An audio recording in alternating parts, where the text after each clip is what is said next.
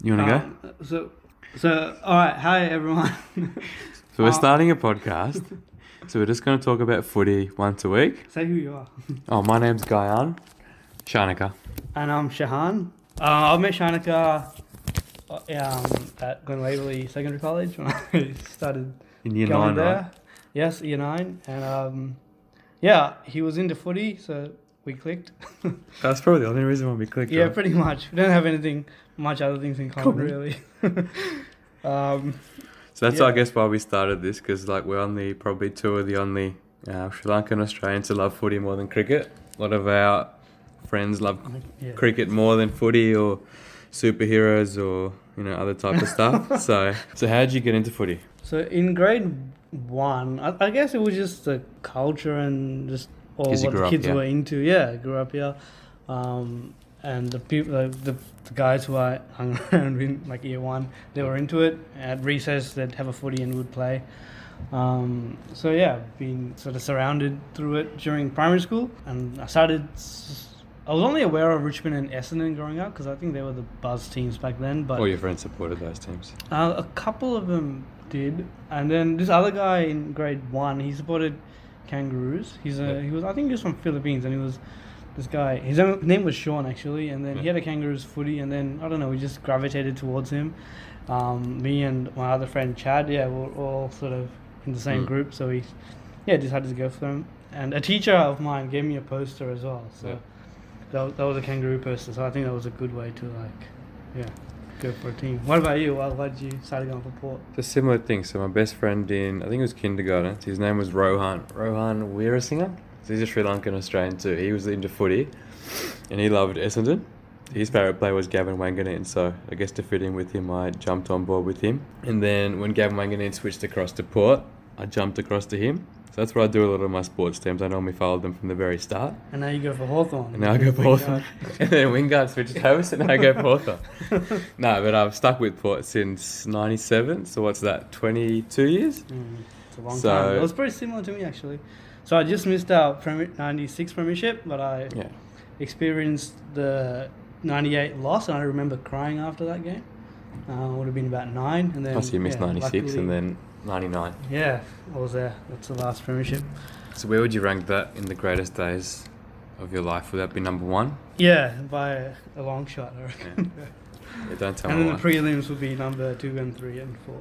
It's nothing else. Nothing else happened in your life. No. Yeah. Similar to me. I think that's number 1 for me. The 04 premiership.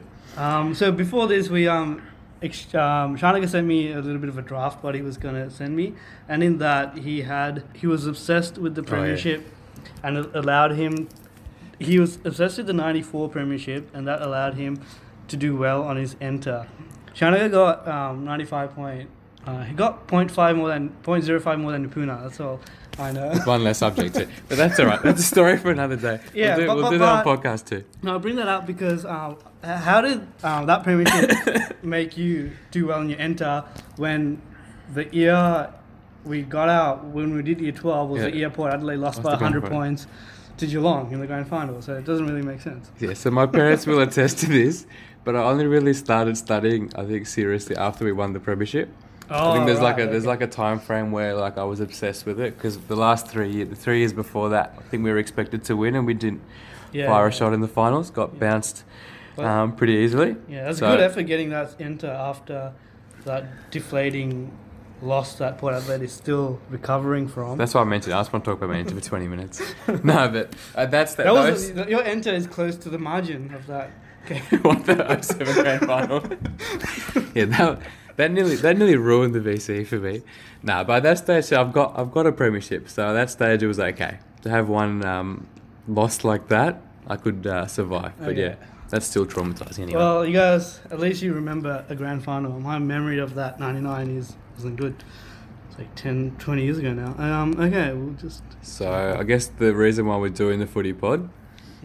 I guess we talk enough. We see from our WhatsApp threads that we probably talk about footy during games and during the week, and after the week enough, probably during the week when there's a suspension or I guess a hot topic. So I'll take credit for the idea, right? I thought he was joking, but You I drunkenly messaged you once, and then after that, tell our listeners what the real reason we started this was. The real reason? Yeah. Well, we started the podcast.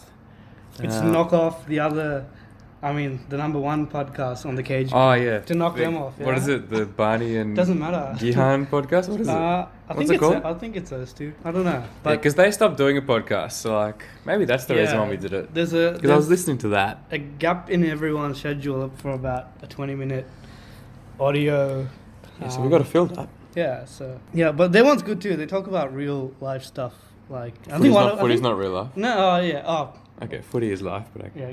Well, we're not talking about superheroes, but they talk about health and stuff, and I think one of them's a doctor. So if you have a if you have a spare 20 minutes, maybe give On the spot a listen. Yeah, only after you listen to us. But anyway, we're better. Okay. Alright, let's get into some footy news. So we'll go with your topic first, something we are grateful for in footy. Oh yeah. That's a fresh idea we thought of. So we thought we might start every podcast with something we're grateful for. Yeah. So I don't think any other podcast does that, so I think it's a good idea. So yeah, no one. What are you grateful for? So what you talked about before, so Chad Wingard. So I've had this with NBA as well. Bought the Kevin Durant jersey and then he left. It's a similar thing with Chad Wingard. I had the number 20 Guernsey, the first Guernsey I had since Gavin Wanganeen. And then he left. No work rate, no can't take criticism. I think Jared Ruff able to attest to that over the weekend. But Connor Rosie's what I'm grateful for. So he's taken over the number 20 Guernsey and I think he'll end up being a better player than Chad himself. Yeah, he's had a better start to the year than Chad. He's kicked a bag in his third game or something. He looks like 5 a real... goals. Yeah, he looks... So Rosie is my answer. Rosie. I was highly rated youngster, so he's got to stay in South Australia and Same Port Adelaide have a future star Hopefully there. he sticks around. So what are you grateful for, Sean? I'm grateful for just footy fans in general. I just think about this and... Well, you've prepared, haven't you? thought about this on the train.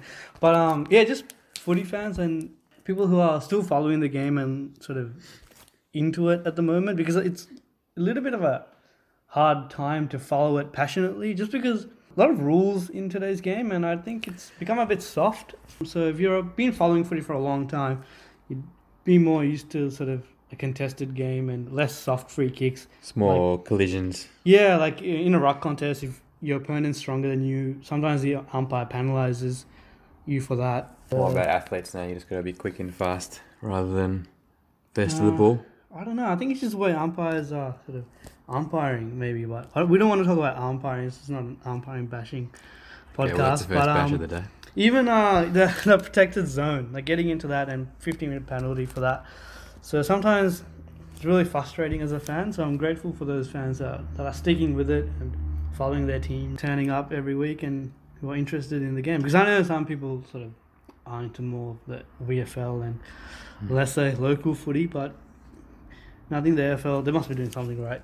I think if you support a team and you watch other teams play, then that's probably the fans you're talking about, right? Instead of just watching your own team play every week. Well, this is my one. Pet hate of footy rules. So my pet hate is the kick-in rule. So I think it'll go back to the trend now. I think so players can go outside the square now to kick in. So I've seen this a lot in my matches. Ryan Burton's probably the main culprit there. So he'll just kick it down the line. Doesn't really kick to, I guess, someone in general. I've seen this with other teams too. They just kick, I guess, to a contest. I think so they play on from the goal square. They play on from the goal square. 5-10 metres and just boot it down.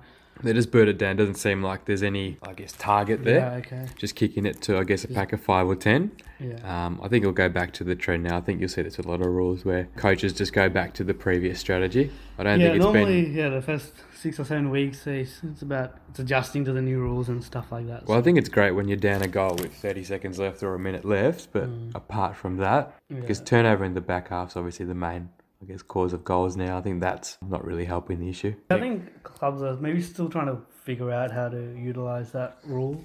I don't think Kangaroos definitely haven't, but eventually maybe Clarkson or someone will sort of use that rule to their advantage and it'll probably help transitioning from defence to forward. But I see what you're saying, how the defence can open up if they push forward too hard. Because you don't have a man when you kick in, but yeah. And what's your one? Mine's just over handballing, over possessing the footy.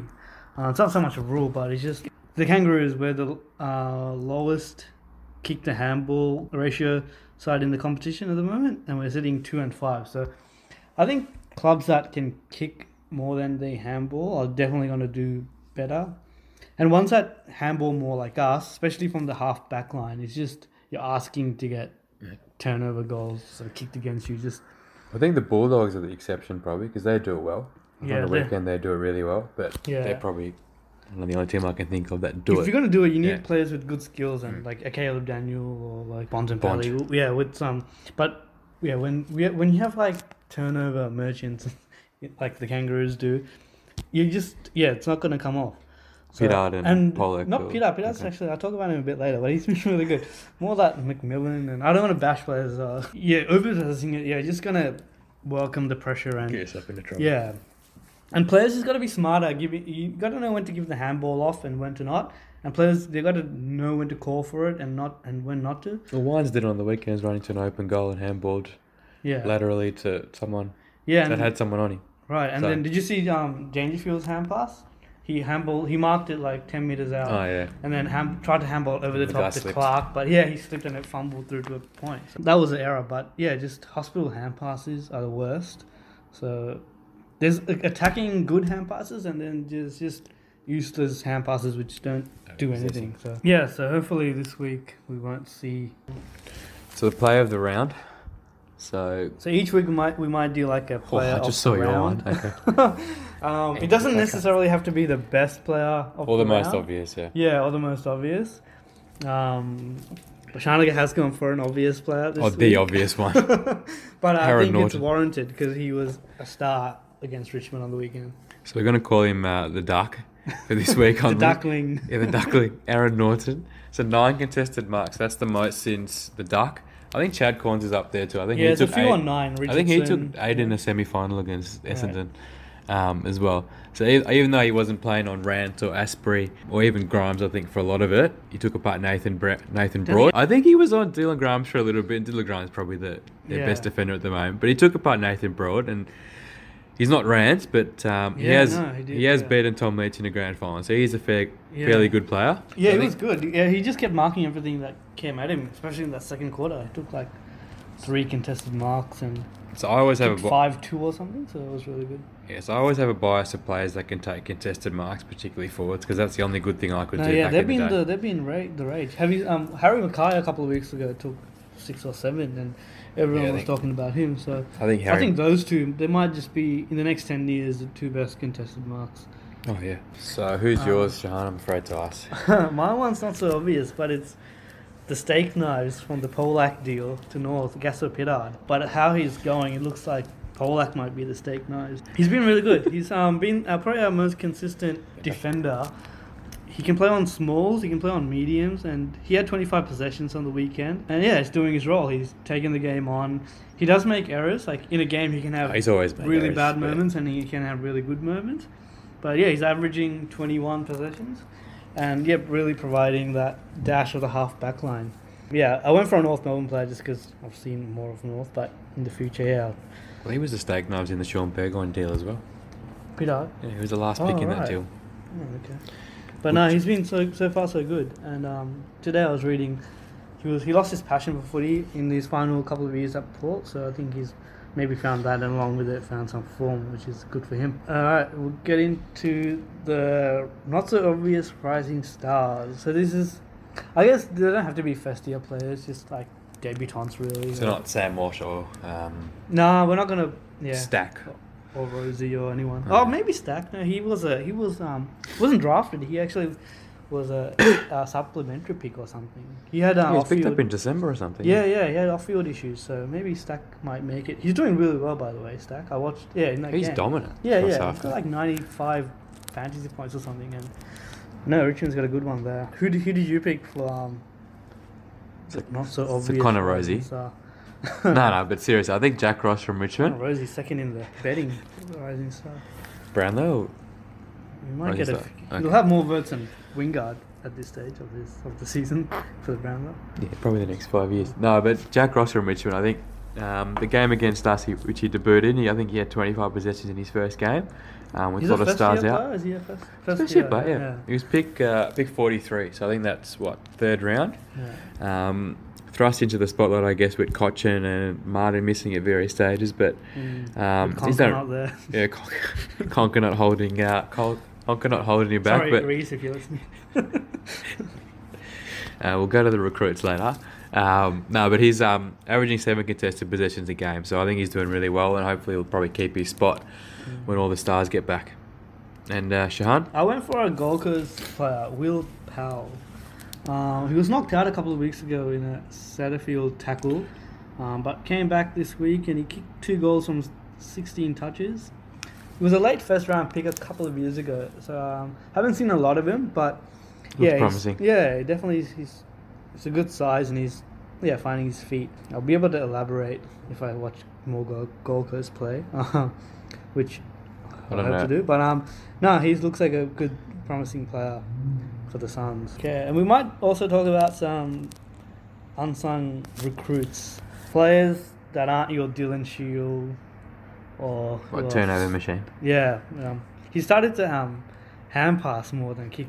Yeah, because he got baked in the meeting for 2 weeks for kicking. Yeah, but we might talk about some recruits. So I'll go with Luke. If we get a sponsor, we can name this segment after like a sponsor. So like the Jason Autobahn or I don't know, Kmart. Type Power. I don't know. Yeah, anything. So I'll go with Luke Dalhouse first. So I guess the big point of difference for the Cats this season is the forward 50 pressure, locking the ball in. He's probably been the key to that. Looks to have regained his hunger from, I guess, what made him such a dangerous player on the 16 premiership year. 20 disposals, 5 tackles and 1 goal a game. So, yeah, he looks to be, I guess, a great recruit so far. Yeah. Unlike, probably not as much as your one, but... What? No, they're both similar recruits. He hasn't had as good of a year as your recruit. Oh, I don't know about that. They're both Geelong players. I picked Gary Rowan as my the top team in the comp, so... Yeah, he's kicked 16 goals for the year, so he's kicking goals. He doesn't get much of the ball, but... I don't think that's his role. I think he's more there to do what Dalhouse does and apply that forward pressure and keep the ball in. So I think together with Gary Rowan and what's the other guy's name? Brian Myers. Brian Myers, yeah. They're both they're doing really well in the Cats forward 50 and locking it in, and he had 18 pressure acts, which is where'd you get that from? Footy Wire? Yeah, no. It's the app, but you got to go to settings and then add in advanced settings or something. I'll be doing that. But there's a few that got 27 pressure acts. But Rowan, I think he's doing what he's been asked to do. So his overhead marking. Yeah, exactly. Well. He's pretty much replaced Menzel, I reckon, hasn't he? Menzel probably didn't do any pressure acts. Less injury prone as well than Menzel. Gary Rowan, he was pretty injury prone at Sydney, but it looks like he's got his body right. Somebody held him back all these years. Yeah, exactly. He needs Gary's 50. Not Ablett, but Rowan. Okay, cool. Yeah, I think they're 2 keys as to why Geelong are Premiership favourites, right? Top of the table. And if they make it into a grand final, watch out for Rowan. Might be a sneaky Norm Smith. But we're getting ahead of ourselves. So it's a good tip for sports bet. Yeah. So we'll move on to All-Australian smokeys. So again, players that aren't, I guess, being talked up in the media. Firstly, Shanika's listed 3 players in his little draft. 3? Yeah, but I'm going to make him not talk about Alex Pearce because he's not a smoky. He's an absolute lock at this stage of the year. I wrote the most on Alex Pearce too. Maybe you can talk about... I won't talk about Port players. No more Port Tom players. Phillips. He's got Tom Phillips here, and he's definitely a smoky. So Tom Phillips, I guess, embodies... He was unsung last year. He doesn't get talked about at all. Yeah. I think Tom's been a big part of that. Very consistent. Had a quiet game against West Coast, but lowest disposal count apart from that's 24. And I think what he does with the footy, he doesn't waste possessions. So 25 possessions for him, pretty efficient, averaging 7 marks. He kicks goals too, doesn't he? Yeah, he kicks averaging 1 goal a game too, which isn't in that stat. That's really good. That's underrated. Yeah, because they already have a good midfield that kicks goals. So if you add a Tom Phillips to that, well, that's the thing. You talk about Collingwood, you think what best midfield ever. That's what's been talked up as being. You think of Beams and Pendlebury and Treloar, but he's always the one that misses out. He's never going to get a tag too. So I think he's the smoky, but we'll see if he gets selected. Yeah. Shahana, about you? I picked a bit of a young player, I haven't heard of this guy now. Fiorini. Okay, he's been really good. I think it's 27. his fourth year or something. And he's a ball magnet. He's averaging 27 possessions a game, 5 tackles, 4 clearances. He's been a key cog in the Suns midfield, and so probably helping out David Swallow and who else? They haven't got a deep midfield. But Jack Martin. yeah, Martin, Miles, and these sort of guys. So he just probably needs to hit the scoreboard a bit more. He can kick goals, so the second half or the second 2/3 of the year, he might see him drift forward a bit. Well, he's a Stuart Jew favourite. I think he's played every game since Jew came on board. Fiorini. Oh yeah. He probably won't make All Australian, but if he keeps this up, he might be a chance of making that squad. So yeah, keep an eye out for Fiorini. So it's been really good. So I guess we're going to focus on one team around. I guess I'm banned from doing the same team 2 weeks in a row, so I'll use up my mulligan. Team focus. Okay, yeah, let's talk about Port for a minute. Yeah, so I'm only doing this because we're missing Jonas, Wines, both our captains, Gray, Hartlett, Dixon and Ebert. Do you think they need to respond this week? Oh, 100%. I think the first quarter last week was, probably the most disappointing quarter Of the year. probably. For any team, really, I think. Talked up all week as being a premiership contender. Didn't really expect to win, to be honest, but I guess to put up more of a fight in that I was first at quarter. that game. I thought you gave me some Medallion Club tickets through a colleague, and I don't know if I should thank you or not because of that. No, it would have been wasted on me. I would have walked out after quarter time. So, 45 points down. Was playing behind the 8 ball. So, again, don't expect to win every week with the list we've got and what we're doing with the a lot of young list, players. They're going to be inconsistent, definitely. But they do have a lot of experience there as well. Like you have 3 or 4 young players. Yeah. But the rest of the guys, they've played 50 games, right? Yeah, I don't think it's an excuse. Especially other than Willem and the other 3 youngsters. Yeah. Who's your... Even Burton's played 50 games, I think. Yeah. So, I think probably the biggest upset of the season, Sean disagrees, but if we win this one, even being in the Richmond v Port, hopefully we can do it. And, let it keep going. No, that's all right. It's still recording. Oh, good. So I think Showdown's 23-22 to Adelaide, so hopefully we can square it up this weekend. So you bring in some experience, maybe like a Motlop, and I think you said Motlop has to get picked. Do you reckon they'll do enough to stay in the team, maybe, for the rest of the year? I think Motlop he should. I think we need a bit more outside run, a bit more skill on the outside. We've got too many, I think, inside ball players in the midfield. Pepper, Wines, yeah. Oh, you can count him too, yeah. Even Ebert's been moved to the half-forward line because I think we've got too many similar players. Even Drew as well. He's inside, isn't he? He is inside too, so it's only really Boak outside. And Westhoff when he plays through there, but... How about you? Okay. No, Adelaide, Who's going to play on Eddie Betts? I know he's not as the Eddie Betts of yesteryear, but who's just more... It's good. Used to be Cracker. Nathan Cracker had a really good record on him. Is he still on your list? No, he's not. Not for a couple of years.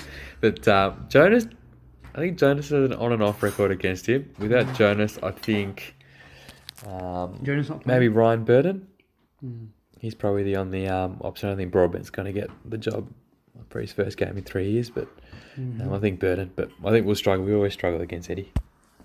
So who's one player you need to lock down on, do you think, to beat the Crows? Brodie Smith? Probably Brodie Smith, the last month. I think he's been their form player. Yeah, so he provides something different, Most of their players are pretty much one-paced. We don't really have a lockdown player since Kane Corns retired, so maybe I think Amon has been groomed as that, but I think he's just been in and out too much. So maybe Amon might go to him in a lockdown role. It should be a close game. Adelaide, they're not as well. It's always a close game. It's just like Adelaide couldn't score in the first half against Freo, so if they bring that, scored, if they bring that in Port Adelaide, it should be a close game than people think. Maybe 10 points either way. Yeah. I want to talk about another game since we're talking about games. Not Port.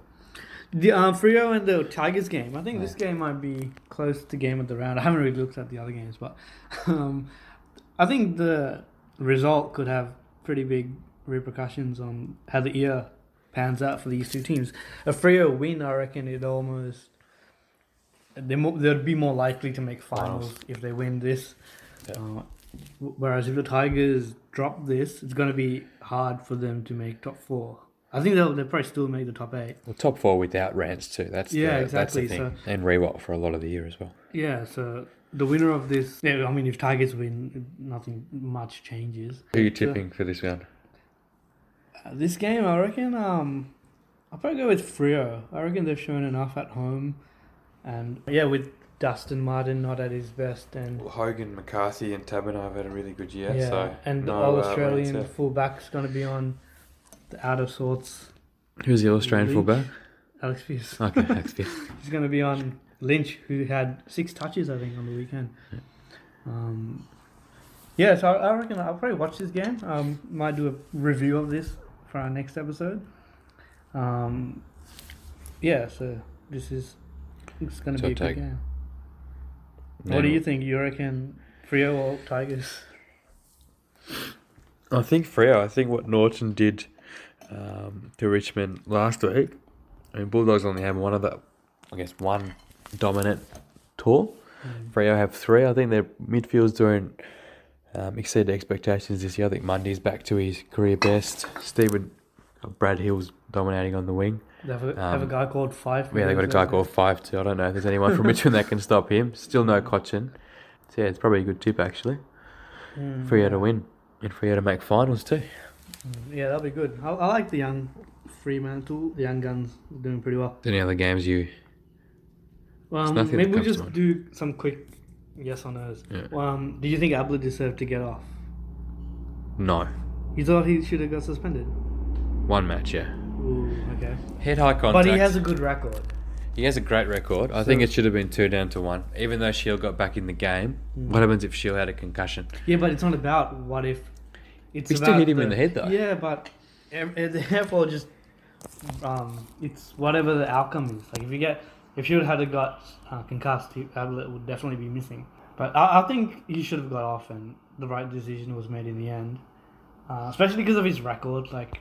I think I'm biased because I follow the NFL a bit, and when concussion's a really big deal there, and you hear what happens after that. So I think anything to the head's a week for me. But again, was it intentional? Was it? I don't think it was intentional. I think it was more clumsy than anything else. Okay. If it was intentional, and probably one time clumsy. But... who's been better, Pollock or Pittard? I think Pittard's been more consistent. It's been more consistent. Okay. Pollock's definitely. I mean, Pollock's made less errors. Pittard's made more, but. What's Pollock on at the moment? What? Money-wise? I genuinely don't know. Is he on 700, 800? I don't know. I think it's maybe about 700. Okay. Maybe about 700. Okay. But, no, I feel sorry for him. I was expecting to play finals and looks like we'll be a bottom 4 team, but he's still young, so we can still... 26, isn't he? Yeah, like in 3 years, hopefully we'll draft some young guns and peak, but let's not talk about the future of who's... What's current day? Norton or McKay for the next 10 years? If I had to pick... If you had to pick, yeah. I'd pick... As your bookend. Oh, that's a really good question. They're both really promising young players. I might go for Norton, maybe because he can switch. If you asked me this last week, I would have said Mackay. Yeah. But Norton, yeah, because of the fact that he can switch. How about you? It's hard to pick. I think McKay just because he's taller. Yeah. And I don't think Norton's going to have it. I mean, you can't have another game like that probably for a lot of players career. are taller than Wayne Carey, putting in dominant performances. I think like Adelaide last year, I think this year's probably a write-off already. I think next year when they get Lever back in May, when he actually works in the pre-season. Yeah, because they lost Hogan, but they were hoping to have May there. Well, I think they're still missing a key tool. I don't think Wiedemann's your number one. For same as McDonald as well. I don't think I think they're probably number 2 or 3 options. I don't think they're your number one. I think they're still missing. I think they'd love Hogan right now. Maybe that's why they brought in Bruce a couple of weeks ago, but I don't see that as a long-term solution to have a 200 on 11 centimetre ruckman forward and then I think they're Gawn just trying to preserve Gawn for finals. Probably, I don't think they'd play 2 rucks in finals, but I mean, I don't think they'll have to worry about that this year. But I was talking to my friend Sean, who was... Sean. Yeah, they like to swing one back, Melbourne. But now they can't do that anymore because of the 666. Yeah. Speaking of the 666 rule, what do you think of that? I think it's definitely resulting in more one-on-one contests, which is what you want to see. You still get the odd man. You still get the odd man back. Because they just send them back. Yeah, they just send it back. But I think it definitely creates more of a contest. It's better than I agree. 1-on-2 contests or 1-on-3 contests even. So you can only have 6 players in each 50 and 6 in the centre, pretty much. That's what the rule is. Definitely benefited. The key forward that can play one-on-one. That can take contested marks. And even that quick player who can burst through the centre, I think Dangerfield kicked a good goal. Just because they have that extra 5 metres. Yeah, with that pressure coming from the 50, outside. Yeah. Is that your favourite rule of the season, or? Don't know about favourite, but I think it's better than I thought it was going to be. Yeah, it's just more open space, which is what you want to see. You don't want to see it clogged up all the time. That's a wrap up. Yeah, Shahan and Shanika signing off.